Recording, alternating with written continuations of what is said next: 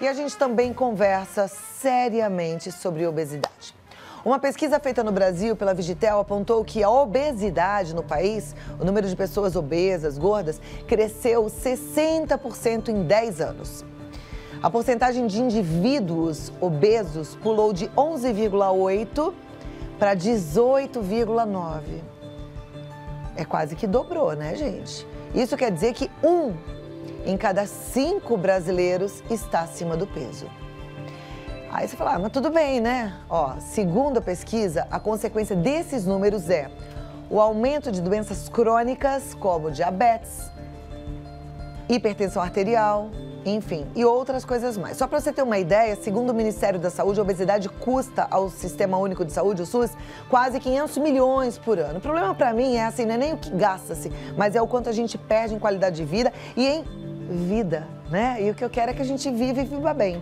Gente, são números alarmantes, a gente precisa realmente olhar para a obesidade de forma séria e para a gente entender se é possível e como combater a obesidade e por que a gente deve combater, que convidamos o Dr. Paulo Frange, que é médico cardiologista, está no 6º mandato como vereador de São Paulo e é um dos mais atuantes da Câmara, tendo mais de 460 projetos protocolados, 160 aprovados e sancionados em lei e 201 em trâmite. E é na área da saúde que está uma das suas maiores bandeiras como vereador, inclusive a construção do Hospital Municipal da Vila Brasilândia, quem é dessa região conhece e tem certeza que tem gratidão. E para a gente também é uma honra recebê-lo. Doutor Paulo, seja muito bem-vindo, viu? Prazer.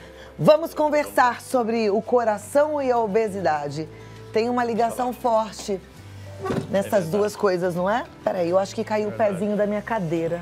Só estou preocupada se depois vai... eu vou sentar aqui do seu lado enquanto eu vou pedir carinhosamente para alguém consertar para mim. Vai que o negócio cai e a gente está ao vivo, né? É verdade. Bom, mas tem relação entre a obesidade e o coração? Sim. A doença metabólica, ela é decorrente da obesidade, né? E a obesidade hoje não é mais um problema regional, local ou de algum país. Ela é conhecida como uma pandemia. Quando nós temos uma epidemia, ela é localizada. Ou seja, o mundo todo tem um problema. 1 bilhão de pessoas do mundo inteiro, que tem 7 bilhões, tem problema com o peso, tem problema com a obesidade. Você falou agora há pouco, 500 milhões por ano o custo com a obesidade, eu estou falando do custo direto, imagina o sofrimento. É o que mais eu acho que nos preocupa e que tem que nos preocupar e tocar o coração de quem está assistindo, né? E o Ministério da Saúde está muito atento, eles vêm caminhando nos últimos 10 anos, tem sido feito pesquisas em todas as capitais. Essas pesquisas são bastante sérias, porque só para quem tem telefone fixo é telefonado e é feito todas as estatísticas das capitais como um todo, para que a gente possa saber exatamente como é que está indo o brasileiro. De 2 em 2 anos se compara. E dá para perceber, nós aumentamos nos últimos 10 anos em mais de 60% da presença da obesidade entre as pessoas. Ou seja, quase que dobrou o número das pessoas que estão com sobrepeso, você está acima do peso. E o que chama atenção é que os garotos entre 18 e 24 anos são fortemente atingidos por isso. Aquele período que vai do Enem, do vestibular, até o início da carreira profissional, onde ele começa a sair de casa para ficar comendo na rua. Então, peraí que a gente já vai emendar com uma pergunta, só vou voltar aqui para o meu lugar, que assim eu me comunico melhor com a turma aqui da produção. Mas se é nessa fase, a obesidade então tem uma relação com a ansiedade, porque nessa fase começa a ansiedade por conta do Enem, por conta da escolha profissional. Sim, é um momento de bastante insegurança. A busca pelo conhecimento, por estudar, comer fora, trabalhar, comer fora. Cada dia que passa, menos tempo para dedicar à alimentação e cada vez mais sedentário. Nesse momento que deveria estar com atividade até maior. E veja, Cláudia, não falta espaço, porque uma cidade como São Paulo tem mais de uma centena de parques, nós temos um número extraordinariamente alto e elevado em relação à média do resto da América do Sul, de número de academias, mas está aumentando a atividade física na população brasileira. O problema é que a obesidade, Cláudia, ela é tão maior quanto menor o nível de escolaridade. As pessoas acabam não compreendendo exatamente, né? Eu vi agora há pouco com muita alegria você falando de Itaí. Está chegando o Natal e nós não precisamos de engordar no Natal, né? Existem as dietas que são preparadas hoje, a riqueza de produtos para que a gente possa produzir pratos saborosos e com menos carboidrato. E olha, muitas vezes você que está em casa pensa assim, poxa, mas fazer dieta custa caro. Na verdade, não. Se você escolher comida de verdade, aquela mandioca que talvez você tenha no seu próprio quintal, é um ótimo carboidrato de baixo índice glicêmico, a batata doce também, ao contrário da farinha de trigo, que já não é legal, que é ruim, do açúcar refinado. Então, é a gente fazer boas escolhas. Talvez você tenha mel com facilidade aí na sua cidade. Vamos fazer as trocas, né? Falando em mandioca, não esquecer do inhame, né? Que é maravilhoso. Riquíssimo, né, doutor? Riquíssimo e baixo índice glicêmico também. Hoje está ocupando um espaço muito grande, né? Então, a nossa preocupação é que a presença dessa obesidade na criança, ela vem sendo acompanhada com muito rigor, porque nesse momento ela está sob controle do Estado, porque as crianças estão na creche e estão comendo na escola.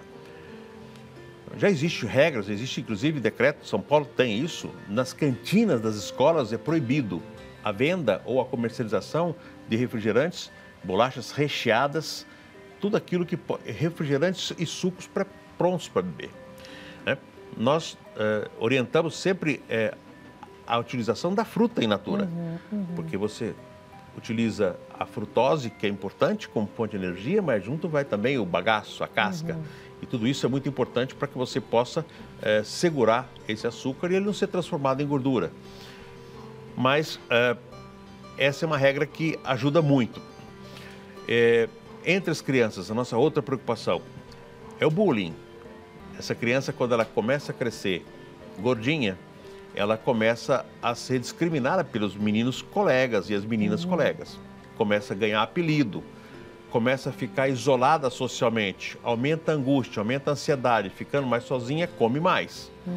E aí ela não participando das atividades físicas, não indo passear no parque, não participando das atividades do mexa-se, que essa molecada gosta tanto, né? Não vai brincar de skate, não vai correr, não vai estar em grupo e essas crianças acabam reduzindo também a queima calórica e aí aumenta mais a obesidade. Então a obesidade infantil, ela hoje é uma preocupação muito grande e o bullying com essas crianças nos preocupa mais ainda. Precisa, viu? Você que está em casa aí, talvez cuide do seu neto, da sua neta, mesmo do seu filho, da sua filha. Tem que ser rigorosa na escolha do que você coloca na mesa. E outra coisa, não adianta você querer que os seus filhos tenham hábitos alimentares saudáveis se você própria não tem. Tem pai e mãe que se entope de açúcar, que se entope de refrigerante, que se entope de farinha refinada. E aí, que exemplo que dá, né? Então, a gente vai acabar formando um cidadão que come igual. E aí, Cláudia, tem os vovós, né? Vovô e vovó. Que não deixa de chegar em casa com um presentinho. E sempre lá vem o chocolate, vem o doce, vem a bala, vem o sorvete, né? Na casa da vovó pode. O sorvete tem a gordura chamada trans, que é uma gordura perigosa para a saúde e tudo. Então, a gente tem. Agora, não está proibido, né? Nós temos que dedicar, pelo menos nos momentos de festa, no final de semana, deixa a criança curtir um pouco mais aquela alimentação que gosta, mas mantém um ritmo. O problema é que a obesidade, ela acaba sendo encontrada na mesma casa. O pai gordo com a mãe gorda, a chance do filho ou da filha crescer gordo é de 80%. Sim, até por conta dos hábitos, né? A mesa é gorda. E quando um é gordo e o outro não é, 40%, é a metade. Essa é uma situação que nos preocupa muito, ou seja, preparar a comida em casa é muito importante. E conversando sobre isso. E hoje não falta informação. Você entra na internet, tem muita informação importante. É verdade. E dá para você seguir sem tanta preocupação e, como eu falei, sem tanto gasto. Eu volto aqui já já, a gente vai abrir para um momento de perguntas e respostas. Então, doutor, pode responder a sua dúvida. A gente está diante de um cardiologista que tem bastante experiência. Pode perguntar e ele responde já já. 0 operadora 11... 950 45 18 40. O WhatsApp não tem operadora. 011 950 45 18 40. Eu volto já já. Agora vamos continuar então com o Dr. Paulo Frange falando sobre as doenças cardiovasculares, sobre a importância da gente cuidar do corpo, mandar embora essa gordura que não precisa fazer parte. E aí, como eu já Sem disse dúvida. para nossa turma, já temos perguntas aqui, porque todo mundo participa mesmo, viu? E eu vou começar então com as perguntas e aí o senhor vai respondendo, ok? Olá, Cláudia, parabéns pelo programa, eu não perco um dia. Eu quero saber do doutor se comer de 3 em 3 horas emagrece ou é mito, porque já falaram que sim, agora falam que não. Na verdade, as coisas vão mudando, né? É a Cida de São Manuel. Beijo, Cida. Muito boa pergunta, Cláudia. A medicina é uma ciência de verdades transitórias. Nós não temos uma verdade única para sempre, porque vai se evoluindo em termos de estudos, pesquisas, etc. O que é muito claro hoje é o seguinte: a primeira boa refeição e a mais importante refeição do dia tem que ser a da manhã. Porque quando o seu metabolismo começa a atividade, você deveria ter, nesse momento, a melhor refeição do dia. Tanto é que na língua portuguesa, em Portugal, se chama pequeno almoço, ao invés de café da manhã. Este sim, é um bom momento para se alimentar bem. Você alimentando bem pelo café da manhã, você vai ficar com a saciedade e não vai chegar na hora do almoço com aquela fome desesperada. O ideal seria fazer as 3 refeições, sendo a primeira mais rica, a segunda uma alimentação normal e a última comer como pobre, bem pobre. Ou seja, o jantar tem que ser bem leve. Nos intervalos, aí sim você pode introduzir uma fruta in natura ou aquela barrinha de cereal quando está trabalhando e não tem condição de comer em outro lugar. Mas não é mais uma verdade absoluta de 3 em 3 horas. O ideal mesmo é você mudar, não é o quanto vai comer e de que hora, é o que comer. Comer mais proteína, reduzir hidrato de carbono é importantíssimo. Inverter Perfeito. a ordem do que se faz. Normalmente a pessoa come muito pouco o dia todo, chega em casa e come feito um leão. Isso aí é um problema, né? Voltou a valer aquela frase antiga: tomar café da manhã como um rei, almoçar como príncipe e jantar como pobre, bem pobrinho. Perfeito. Vamos lá. Próxima pergunta. Ana Cristina de Salto de Pirapora, no interior de São Paulo. Ela gostaria de saber sobre a dieta low carb. Ela disse que está fazendo, começou essa semana, mas ela se preocupa porque ela é hipertensa. A dieta low carb não tem problema com a hipertensão. Portanto, é muito importante você reduzir a ingestão de produtos industrializados que tenham sódio. Então, além de você observar, então, aquilo que tem menos hidrato de carbono, comece a acompanhar a presença do sódio no alimento. Você vai entender e compreender rapidamente isso, mas o governo está tratando isso com muita responsabilidade. Existe uma meta de reduzir 14 mil toneladas de sódio na alimentação do brasileiro num período de 4 anos. Então, os produtos, a indústria vai ter que produzir alimento cada vez com menos sódio, o que é bom para todos os hipertensos. Perfeito. Enquanto isso, de olho no rótulo, de olho na embalagem daquilo que você compra e consome. Tem uma pergunta interessante aqui da Vanessa, do sul de São Sebastião do Paraíso. Ela quer saber o seguinte: doutor, eu sou magra, até demais. Só que eu tô ficando com muita barriga, então eu queria saber como acabar com essa barriga. Essa barriga, ela realmente é nociva? Porque as pessoas falam que essa gordura, ela é nociva. Bom, a gordura perigosa é a gordura visceral, é a gordura que está no abdômen. Na mulher, não deve ultrapassar 88 centímetros quando medido. E no homem, não deve ultrapassar 102. Portanto, essa é uma observação importante, é muito fácil medir em casa.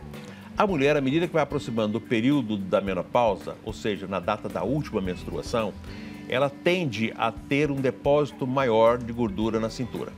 E aí entra a atividade física, entra a ginástica, a academia, entra todos os tratamentos que as mulheres podem se utilizar para não deixar ficar concentrando gordura. É aqui que aumenta a chamada resistência à insulina, que não tendo para onde ir, ela acaba se depositando cada vez mais aí, na forma de gordura, o açúcar. Então, se evitar o açúcar, evitar, por exemplo, o carboidrato de rápida absorção, isso também vai diminuir? Sem dúvida. E, na verdade, se a gente não consome açúcar e não consome esse carboidrato de rápida absorção, a gente não forma essa gordura. É exatamente isso.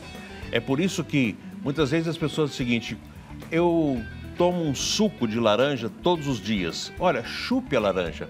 O suco de laranja é um concentrado muito bom, é ótimo, mas ele tem uma carga glicêmica muito alta. Se você chupar a laranja e engolir o bagaço e comer junto tudo, a pera integralmente a maçã integralmente é diferente do suco pronto.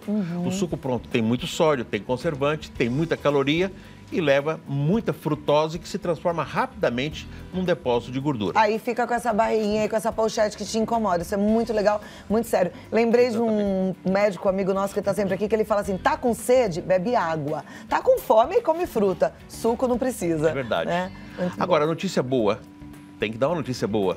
Nos últimos 10 anos, o Brasil está compreendendo o papel desse refrigerante que é nocivo e nós estamos caindo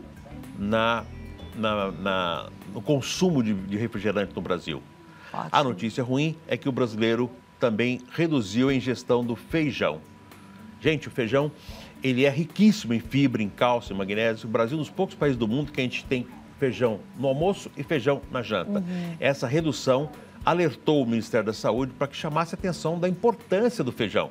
Então, o arroz, que tem problema, mas o feijão não. O feijão é muito importante. Será que isso tem a ver com essa onda de comer sem carboidrato, de comer só proteína e gordura? Exatamente. E o feijão é rico em proteína. Ele é muito rico em proteína, muito rico em fibra, muito ferro, principalmente o feijão preto. Então, se a pessoa come o feijão, ela não vai engordar por causa do feijão? Não. Ela vai engordar por causa do macarrão, da farinha. Da farinha, do arroz que vai junto em quantidade grande. Pode partir para o integral em quantidade pequena. Mas eu cada vez mais encontro pessoas comendo, por exemplo, carne com frutas e legumes e feijão. Né? Mas houve uma redução do consumo e nos assustou muito. E principalmente no pessoal de menor poder aquisitivo. Isso porque houve um aumento muito grande do preço do feijão nos últimos tempos. Ok. A pergunta agora também interessante sobre carboidrato. A nossa telespectadora fala, meu marido está com obesidade e cortou todos os carboidratos. Tá certo isso? Tá certo. Observe se o seu marido também não está roncando muito à noite. O paciente começa a aumentar peso, ele começa a ter um aumento muito grande do ronco. E esse ronco pode, com a obesidade, vir junto com a chamada apneia noturna, onde o paciente, durante a noite, ele faz umas paradas respiratórias, porque faz a apneia. É muito comum, o percentual de mais de 30% da população tem. E na hora dessa apneia, ele acaba ficando com menos oxigênio no sangue, produz um hormônio chamado cortisol, que é o hormônio que aumenta o peso. Então, ele começa a entrar num ciclo vicioso. Portanto, se ele estiver roncando, não leve ronco em brincadeira. Brincadeira de ronco deixou de ser brincadeira. Agora, quando a gente encontra alguém roncando, a gente procura o médico e conta que está roncando muito, porque os homens roncam muito, as mulheres também depois da menopausa. As mulheres antes da menopausa, muito menos, mas as mulheres depois da menopausa roncam tanto quanto o homem. Aumenta o peso, reduz a musculatura do pescoço e da glote e aí passa a roncar. Aí reduz a entrada de oxigênio na hora do ronco com a apneia. E com isso ele acaba oxigenando menos o cérebro, aumentando a velocidade da perda de memória, da habilidade, uma sonolência insuportável no dia seguinte. É por isso que diz o seguinte, tem sempre um gordo cochilando. É verdade, ele não conseguiu dormir à noite. À noite ele só ficou de olho fechado, não descansou. É chamada apneia noturna. E é um assunto extremamente importante, a gente tem que abordar isso cada vez que a gente fala de obesidade. A gente falou sobre isso na semana passada, mas vamos falar de novo, porque isso realmente é sério. Eu gostei do que o senhor colocou agora, que tem gente que tira sarro, né? Ai, ronca, a mulher reclama, o marido reclama. Só que isso é assunto sério. O ronco é um sinal de que tem que tratar, porque pode ficar complicado. Ei, Cláudia, quem nos ouviu agora, seguramente tem alguém em casa que ronca. O que eu faço hoje para começar a resolver isso? Coloque dormindo de lado. É fácil, coloque na parede, encoste na parede, faça dormir com as costas e as pernas pela parede, de lado. Para dormir de lado, o ronco é menor até que vá no médico. Aprenda a dormir de lado. Dormir de barriga para cima é pior. Ok. Uma amiga me contou esses dias que o médico dela disse que seria bom colocar um micropore na boca, deixar a boca fechada. Isso funciona? Não funciona, fica do mesmo jeito. O que existe é, a maior parte das pessoas que roncam muito e faz apneia tem o queixo retraído para trás. E isso facilita mais. Não é o seu caso, não é o meu, mas tem o queixo menor e vai retrair para trás. Mas quando a gente dorme, se está dormindo de barriga para cima, pode relaxar. Relaxa mais e tudo. E aí é hora do dentista. E é aqui que entra o nosso trabalho feito com a odontologia, para que se possa utilizar uma plaquinha para dormir em que ela faz um avanço da mandíbula para frente. Com isso, a língua não desce sobre a traqueia e, portanto, o ronco deixa de existir. Olha, Entendeu? solução super simples, porque até então eu só achava que tinha que ser com o CPAP. Essa plaquinha, isso. Não há necessidade. Primeiro, tem que fazer uma polissonografia para identificar se tem ou não tem apneia. Mas muitos dos pacientes que têm apneia não tem necessidade de utilizar o CPAP. Muitas vezes a placa de avanço mandibular resolve o problema. Às vezes o problema está no dentista. Ok, vamos voltar para a obesidade, que era o nosso assunto. Eu amo esse assunto de ronco e apneia, porque acho que as pessoas levam um pouco a sério, isso é coisa séria. Muito pouco. Aqui a nossa telespectadora, que é a Vera, do Espírito Santo, ela fala: eu sou baixinha, tenho barriga grande, não me acho gorda. Faço exercício físico leve com simulador de caminhada por 45 minutos todos os dias. É válido esse exercício com o simulador de caminhada? Sem dúvida. A nossa orientação hoje é mexa-se. Nem todos conseguem fazer toda a atividade física que deveria, mas o importante é não ficar parado. Nós estamos parados demais. Antigamente o corpo humano era dividido em cabeça, tronco e membros. Hoje é cabeça, tronco, membros e celular. Ninguém mais deixou de ter o celular na mão. Verdade. São 4 partes. E aí ele fica o dia todo no celular e depois, quando ele desliga o celular, ele fica olhando a televisão e quando não, ele vai para o outro computador.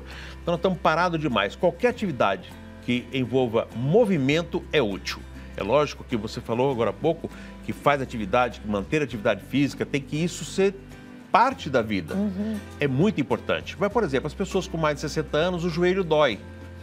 De repente tem que encontrar uma atividade que o joelho não tenha a dor e possa tratar a dor do joelho também. Nem sempre é a caminhada, porque tem impacto. Às vezes a bicicleta com menos impacto, né? Você pode pedalar. A bicicleta em casa, ela é muito importante. Na academia, é muito importante porque você não tem impacto. E você que mora na praia, que tem uma ciclofaixa, por favor, faça isso por mim, porque eu adoraria ter uma na minha frente para pedalar e a praia toda. Quem me acompanha sabe que eu amo e vale a pena. A gente tem que se exercitar, quem se exercita é mais feliz. Tem algumas perguntas falando sobre meditação, sobre yoga. Meditação é maravilhoso, a gente sempre fala sobre esse assunto, mas eu prometo trazer ele em detalhes na próxima semana. Yoga é um exercício físico também que eu respeito bastante, que envolve as duas partes, tanto meditação quanto a atividade física, né? É verdade. Doutor, o tempo voa quando o médico é bom. Obrigado. Então volte outras vezes para a gente continuar conversando. Sem dúvida. E eu acho que a apneia e sono é um assunto sério. Vamos São falar Paulo sobre tem uma isso. pesquisa, 7% dos paulistanos têm apneia grave. Isso significa que corre o risco de... Infarto, derrame e morte súbita. E a gente tem que ser simples e verdadeiro assim. Infarto, derrame e morte súbita. Isso tudo tá ligado àquela brincadeira de falar que o teu marido ou que você ronca. Leve isso a sério, tem que investigar. Dr. Paulo Frangi, muito obrigada. Tem o site www.paulofrangi.com.br com mais informações e você pode seguir nas redes sociais, no Twitter, Paulo Frangi, e no Facebook, Paulo Frangi Press de Imprensa. Muito obrigada e até a próxima. Cláudia. Um ótimo final de semana, viu? Obrigado. Bom trabalho.